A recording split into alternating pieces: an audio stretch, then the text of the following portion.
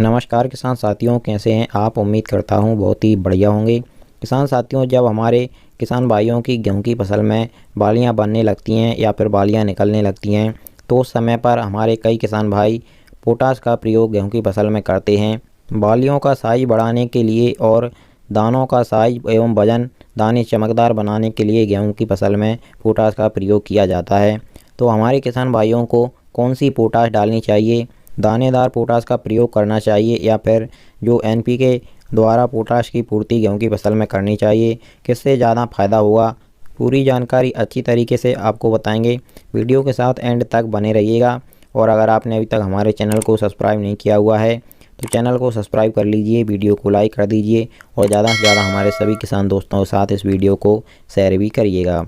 किसान साथियों, पोटाश का प्रयोग जब हमारी गेहूं की फसल गबोट अवस्था पर आती है उस समय से लेकर बालियों में दाने बनने तक आप पोटाश का प्रयोग गेहूं की फसल में कर सकते हैं। आपको बहुत ही अच्छे परिणाम देखने को मिलेंगे। सबसे पहले हम बात करते हैं गेहूं की फसल में पोटाश के फायदों के बारे में।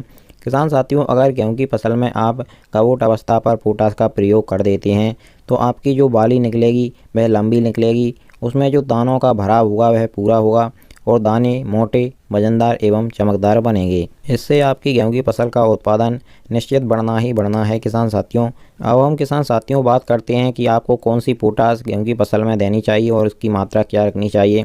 सबसे पहले बात करते हैं दानेदार पोटाश, जो न्यूट्रो पोटाश आती है इसको किसान साथियों आपको 20 से 25 केजी प्रति एकड़ के हिसाब से गेहूं की फसल को देना होता है।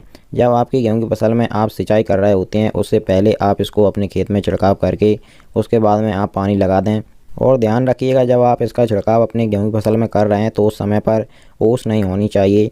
किसान साथियों, अगर आप दानेदार पोटाश का प्रयोग अपनी गेहूं की फसल में करते हैं तो इसका फ़ायदा आपको 5 से 7 दिन में देखने को मिलेगा, क्योंकि यह जड़ें द्वारा पौधे को मिलती है तो इसमें थोड़ा टाइम लगता है। लेकिन इसकी बजाय आप अगर एनपीके जो 0050 आता है, इसमें 50% पोटाश पाई जाती है, इसका प्रयोग अगर आप स्प्रे द्वारा अपनी गेहूं की फसल पर करेंगे तो इसका रिजल्ट जो है तुरंत मिलता है। सल्फेट और पोटाश इसमें पाया जाता है। इसके रिजल्ट तुरंत यानी 24 घंटे में ही आपको मिल जाएंगे, क्योंकि यह डायरेक्ट हम पत्तियों पर स्प्रे करते हैं। पत्तियों द्वारा यह तुरंत गेहूं की फसल को मिल जाता है, इसको ग्रैंड फसल तुरंत करने लगती है। तो इसलिए किसान साथियों, आप अगर एनपीके 0050 का प्रयोग कर रहे हैं तो इसकी 1 केजी मात्रा लगेगी आपको 1 एकड़ खेत के लिए। तो इस तरह से किसान साथियों, इन दोनों से ही आपको बहुत अच्छा फ़ायदा मिलेगा गेहूं की फसल में। वैसे हम इन दोनों में से किसी एक को चुनने की कहें तो किसान साथियों, आप स्प्रे द्वारा एनपीके 0050 का प्रयोग कर सकते हैं। आपको और भी अच्छे रिजल्ट मिलेंगे और इसमें आपका खर्चा भी कम आएगा। जो न्यूट्रो पोटाश होती है दानेदार, इसको आप बिजाई करते समय अपनी गेहूं की फसल को देते हैं तो बहुत अच्छा रहता है। बाकी हमारे कुछ किसान भाई कहते हैं कि स्प्रे करने में उनको प्रॉब्लम आती है, लेबर चार्ज लग जाता है या फिर लेबर नहीं मिलती है, तो ऐसे में वह दानेदार पोटाश का प्रयोग भी अपनी गेहूं की फसल में कर सकती हैं। इसके भी आपको बहुत ही अच्छे फ़ायदे इस समय पर मिल जाएंगे। तो किसान साथियों, इस तरह से आप अपनी गेहूं की फसल की पैदावार 10 से 15% बढ़ा सकते हैं अगर आप पोटाश का प्रयोग करते हैं।